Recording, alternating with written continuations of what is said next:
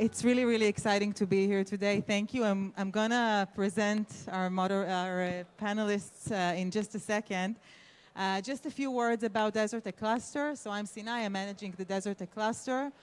Basically, the DeserTech Cluster is a joint initiative of Merage Foundation Israel and the National Program for Growth in Israel, which is from the Ministry of Economy program. And what we're trying to do is to increase the competitive advantage of Israel in desert and climate technologies. Today, we're going to touch base on why DeserTech is Israel's competitive edge, and how can we really take this potential and transform it to successful economic growth, also during these times. So with me, our guests, so we have Tamar Zandberg. Tamar is currently the head of National Institute for Climate and Environmental Policy at Gurion University of the Negev. Gideon Stein. Gideon is the director at Pashdor Impact Investment.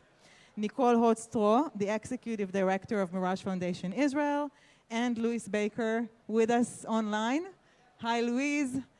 Louise is from the UN. Hello. Louise is from the UN Convention to Combat Desertification and is the managing director of the global mechanism of the UNCCD. Now, what we're trying to talk about is, as I said, is how we're taking DeserTech and move it forward to economic growth. Just to clarify a little bit, what are we talking about when we talk about desert technologies? We're looking at water solutions, desert agriculture, energy and climate technologies that address a hotter and drier, an increasingly hotter and drier world. So, Tamar.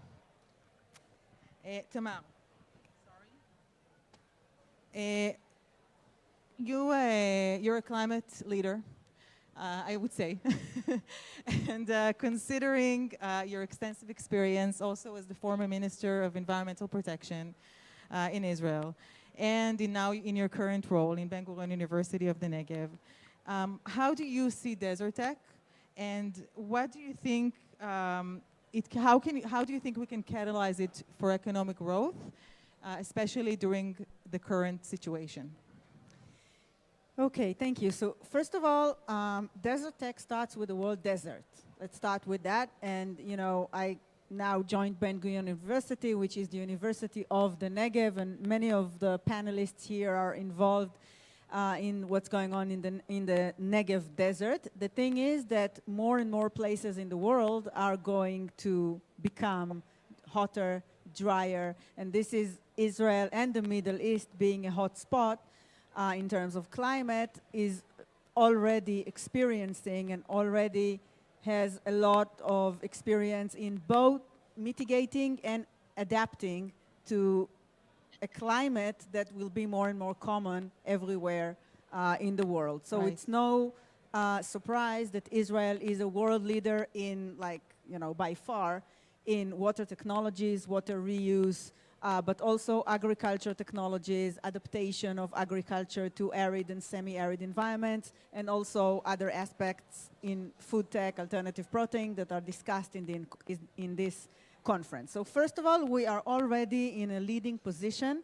A lot of here in this conference deals with what we have to do to close the gap or move to leadership. Here we are already leading and, so that is one advantage. Another thing is that Israel is, we often look to the West. We sing in the Eurovision, we go on vacations to Europe, to the US, but actually the climate, the desert, the sea, the water, we share with our region. And that is the Eastern Middle East and the Eastern Mediterranean and the Middle East. And the position that Israel is at in terms of its economics and its industrialization, etc., puts it in a very, very potential leading position to share its knowledge, its technology. Now, you asked about these times. The discussion, whoever reads the papers in Israel, the discussion is about the day after. We haven't finished the day of today yet, but what is going to be in the day after? There is no single discussion about the day after that does not include a regional angle to it. And this is a potential to come around, to come together around a mutual positive challenge. And what would be a better positive challenge than to think about how we can live and adapt to the rapidly changing climate of our region, and also be truly Or Lagoim, not just in terms of the Jewish people or of Israel, but of the region.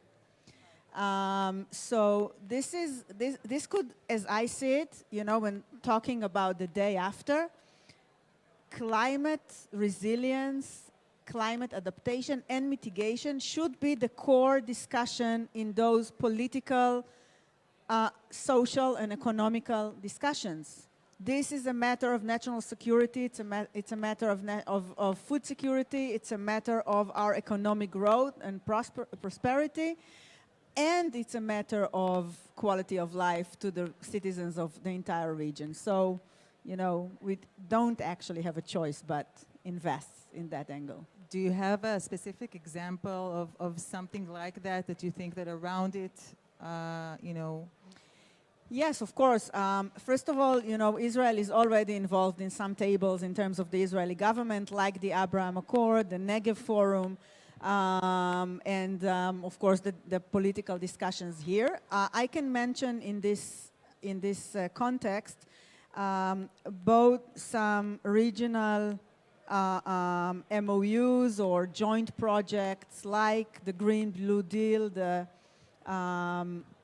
electricity for water that Israel signed with Jordan. And I can mention the rehabilitation of the Jordan River as something that, you know, we signed. And actually Jordan was in the beginning a little bit reluctant to cooperate, but once Israel took the lead and said, okay, we'll start, then it was easier to sign the MOU. And I can also mention a very important initiative called the Cypriot Initiative, led by Cyprus, to share adaptation solutions across the Eastern Mediterranean and Middle East. So actually, you know, Greece and Cyprus, for example, are eager to cooperate with Israel when they have fires and Israel can help with the helicopters. Unfortunately, it didn't happen vice versa when our north was and still is burning. So these are kinds of places where, you know, when it's all about, you know, when I was the minister, I went to COP27 in Sharm el-Sheikh, and I sat in one table with leaders from Lebanon, Iraq, and of course Jordan, Palestine.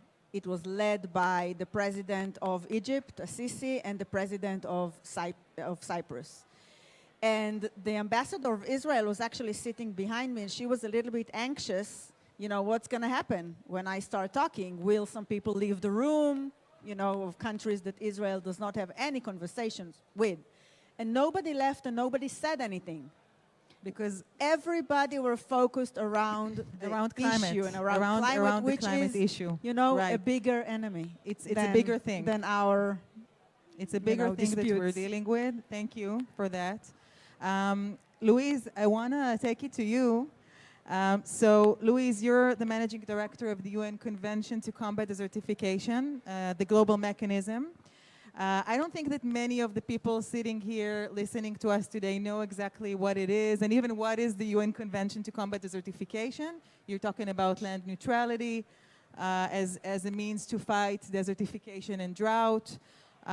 So first of all, if you can explain a little bit about your role and what you're doing in the global mechanism, and also if you can explain how an integration of the private sector can be done maybe around the global mechanism initiative.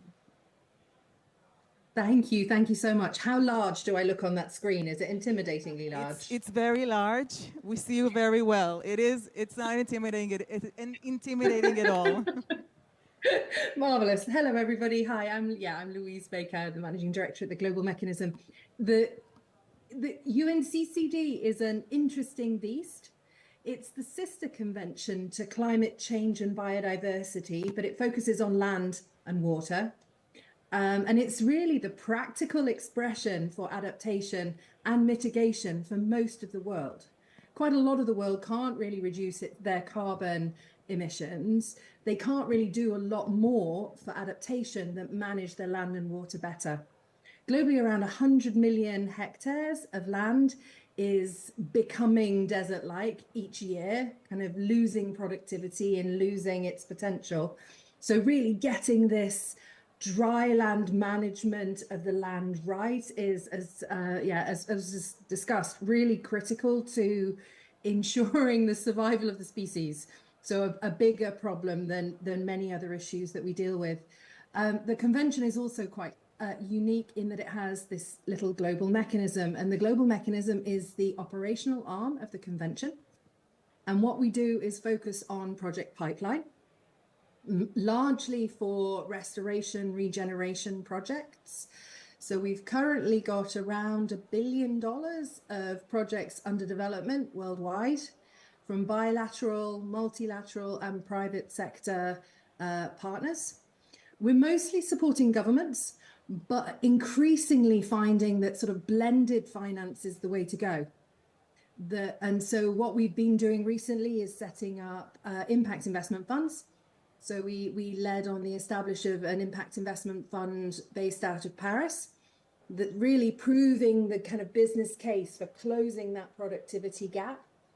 And then doing quite a lot of work on innovative finance and innovative new models. And I think that's where we've come across DeserTech. And I think, as you mentioned, really it's a comparative advantage for Israel here compared to many other countries, working on a massive project in Africa called the Great Green Wall of the Sahel, which stretches from Dakar to Djibouti, the restoration of 8,000 kilometers of land and a mosaic of different land uses. And the exciting collaboration that we had really was around the co-design of technologies that actually, and I think that's where the sort of the genius of the kind of the approach that you've got going on is not taking something that you do, cookie cuttering it and dumping it somewhere else. Quite a lot of people can do that, but actually working with the people to fix the challenges that they really face, co-designing the solutions and building the ecosystem that's not just about the technology, but it's about academia, practice, and really, and finance and business, and making it have a sort of return. And I think, actually, I listened to the speaker just before the panel saying about the future is Africa. And I think that's also right. The potential for these products that are focusing on closing the productivity gap, particularly in dryland areas in Africa, is immense. So replicating the Great Green Wall in the north, Africa is now looking at trying to replicate that in the 16 countries of Southern Africa. Similar sort of desert-like environments, degraded land, dryland ecosystems, and restoring those as well. And the market potential there, I think, is really big. So from our side, we're more than happy to work on technology transfer, more than happy on stacking the pipeline of innovative opportunities. Thanks. I'll stop there. Thank you. Thank you very much, Louise. And I think that for those who listen to you, I think it's, we're trying maybe to find the mechanisms of how to work together with the convention.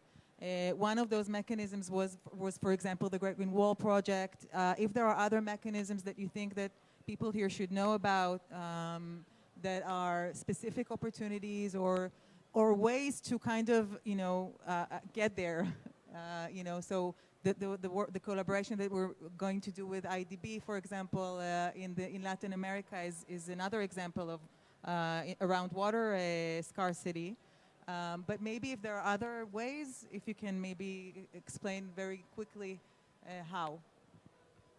Very good. I mean, so for us, we need a partner with a government.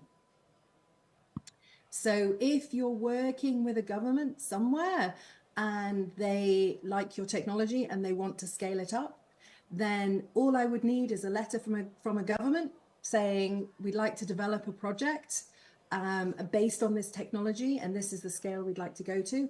There's a number of different vehicles now, including things like the Global Environment Facility, the Green Climate Fund, increasingly guarantees and de-risking funding is available for investing in certain markets. So I think it's having a clear business plan for a product, having a partner, especially if you're working with the United Nations, we have to work with governments. So work kind of with a government on your plan and on what your scale up ambitions are. And then, yeah, we'd be delighted, even if we can't help directly, to put you in touch with the right people. Because there are opportunities out there, particularly if you hit both adaptation, mitigation, food security, and water. There's really a huge demand for this kind of support now from many, many governments. Thank you, Louise. So, Gideon, to you. Gideon, you drawing on your experience in high tech, and maybe you can also tell a little bit about yourself and about your background in Mobileye. Now, currently, you're focusing in climate investment and impact climate investment. How do you see DeserTech, and also what exciting opportunities and trends you recognize, and what you look at as an investor in climate technologies, and why DeserTech is your niche, let's say? Thank you, Sinai. Just quickly, my background is my background is in electrical engineering, computer vision. I worked at Mobileye for 21 years, from founding in 1999 till 2020. And since then, I've been fortunate enough to be able to be an angel investor, which means I get to think long term and I get to invest in things which I really care about. And I also do want to get returns, but I like to focus on things which interest me and which I feel are really important. And when I think of climate change, I'm actually more worried than I am excited, right? Climate change, and in particular, the changes in the rain patterns around the world, are a serious concern for food security around the world. And I know that every government, every defense expert loses sleep at night worrying about these issues. Will they have enough food to feed their people in the long term? Will they be able to deal with the crisis? And will their neighbors have enough food? So, and food security means agriculture. And agriculture means water. So I've heard that water is going to be the new oil of the 21st century. And there are countries which already don't have enough water to feed their people. Saudi Arabia, for example, has already depleted their aquifers, which were formed in the last ice age. So they're never going to be refilled. They did this with irrigating fields, but they no longer can do that. And even huge countries like China are going to face water issues trying to feed their growing populations and food needs. So the question is, what can we do about this? And I think the first thing we can do is think about low-tech solutions, better land management, better water management, regenerative agriculture, which will help preserve soil and preserve water. So those are definitely avenues we should pursue. But in the high-tech, I think of the three general trends we can pick. The first is do what we do now, but do it in a smarter way. That means more sensors, more data, and I'll give an example. Autonomous Pivot, an Israeli startup, mounts a ground-penetrating radar on center pivot irrigation systems. Now, a center pivot irrigation system is where, like Kansas or Nebraska, they dig a borehole into the ground, reach the aquifer, pump the water out, and supply it to this huge boom which circles, goes around, and creates those large circular fields you see when you're flying over those states. That's also what they did in Saudi Arabia. Now, the ground-penetrating radar, it actually measures how much water is actually in the soil at 3 different levels. So then the farmer can adjust her irrigation of the field based on the actual water, saving about 30%. Now, if a typical field gets about 12 inches of irrigation a year, we'd be saving about 3 inches of water. Now, that could be the difference between having an aquifer which is replenished by rainfall or an aquifer which will dry out in a generation. So that could be a very huge game changer there. The second thing is for the farmers to modify their practices with new innovations. For example, if field crops are grown by, you start with a seedling, which are grown in large plastic trays in the nursery, and then they take these seedlings, cucumbers, lettuce, cabbage, and then they yank them out of the trays and they plunk them in the field every 50 centimeters or so. Now, Bioplasmar, an Israeli startup, has developed planting pots made out of compost, which are biodegradable in the soil. So you can now grow your seedlings in these pots, plant them directly in the soil, and this has many benefits. First, it protects the young seedling from the nematodes and the viruses in the soil from attacking the young roots. So that's a great benefit.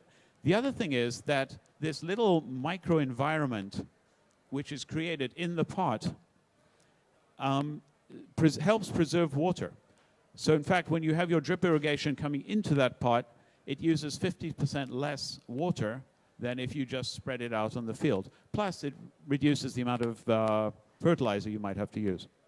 So that's the second possibility. And the third is to totally radically change the way we grow our food. And there we're looking at things like indoor farming, vertical farming. And I think one of the most high-tech examples of this is a startup in Tel Aviv called Green Onyx. It's definitely worth visiting their facility in the Panorama building. What they do is they grow a small green vegetable called kainam. Kainam is about 1 millimeter in size, and it grows floating in water ponds in South America and in Southeast Asia. And it's a very good, nutritious vegetable, like the best you can find in spinach and parsley and things like that. And they grow it because it grows floating in water. They grow it in water-filled trays, multiple trays stacked high, and a 2 by 2 by 4 meter system, which is in a sterile environment, produces as much green vegetable as 4 dunam field. Wow. Or their facility there and it uses a 20th of the water of a field. And their facility there in the Panorama building, they have 20 such units, produces as much food as about 4 soccer Wow. 4 soccer fields of food. So, yeah. Okay. And so finally, so we have these 3 trends. One, let's do what we do smarter. Let's innovate, and let's radically change things. But let's also not forget doing our natural agricultural processes better with regenerative agriculture, low-till, crop rotation, animal grazing on our fields, and things like that. Thank you. Thank you, Gideon. So, we talked here a lot, all of you, because Tamar, you talked about also the need and how it can become a regional engine also, for resolutions maybe here. Louise, you talked about the needs in Africa and also in Latin America. And you talked about the trends and opportunities. And of course, in Israel, we have those amazing startups and this innovation. And yet, we want to take this potential forward. We need to make it an economic engine for growth. And the question is how? And Nicole, I want to take this question to you, and maybe afterwards to the rest of you. And you're the Merage Foundation Executive Director. One second. Merage Foundation Executive Director. You're also a woman chairwoman of Synergy 7 and the DCAC, the DeserTech and Climate Innovation Center in Beersheba, and a board member in Israel Innovation Institute. What do you think? How can we do it? Well, that's a big question. So first of all, thank you. It gives so much hope to see such a vibrant group of people here. Look, I think Israel, and following up on what Tamar was saying, has decades and decades of knowledge and understanding of how to survive or even thrive in the desert. And we clearly understand now that we can commercialize some of that know-how and for prosperity and economic growth. In the Negev, for example, what we're seeing is if we look at all the assets that we currently have in the Negev, needless to say, Gurion University and its institutes, but I don't know if people know that there's over 8 R&D centers that were established decades and decades ago that their sole purpose is to really investigate what are the most resilient seeds to grow in the middle of the desert. And they've been working together with the farmers. So when the farmer is at the center, innovation happens and is the most relevant. So the question is, how do we use those R&D centers and create a next generation of R&D centers that on one hand could create new deal flow of ideas that people haven't even thought about, but they are hands-on, and on the other hand, could really become this wonderful beta site for organizations, countries from all over the world who can come and test their needs. You know, if you think about it in Europe, that they want to enter the African market, for example, following on what Louise is saying, they need to test what happens to their crops when it's 50 degrees in the day and 0 degrees at night. So they can either go to Arizona, there they'll have very good researchers, but that's very, very far and very, very expensive. They can go to places like Morocco or try it in Africa, but then it's super risky because they don't have the right ecosystem. But they could come here to the Negev, 3-hour flight, and be surrounded by the best and most powerful minds in this sector, and a thriving ecosystem, and co-designing and partnering. So we're looking at it both ways, creating new companies that could flow from these R&D centers and from places like Gurion University, but also attracting delegations from all over the world to test their technologies there. So that's one way to do it. There's amazing organizations in the Negev working on it. You mentioned the newly established DeserTech and Climate Innovation Center that I'm proud to be the chairperson, together with Arnon from Negev, which is a climate incubator right there in the Negev as well, and is also owned by Ben Gurion University and the Israel Innovation Institute. So that's one way to do it. The other way is we really need to look beyond startups. We really need to think about mega projects. People mentioned here infrastructure. We really need to look at this at scale, because otherwise we'll stay in very, very small and not necessarily replicable solutions. And so there's some really exciting things happening in terms of mega projects in the Negev, whereby the vision is, could we create value chains that are entirely operating in the Negev?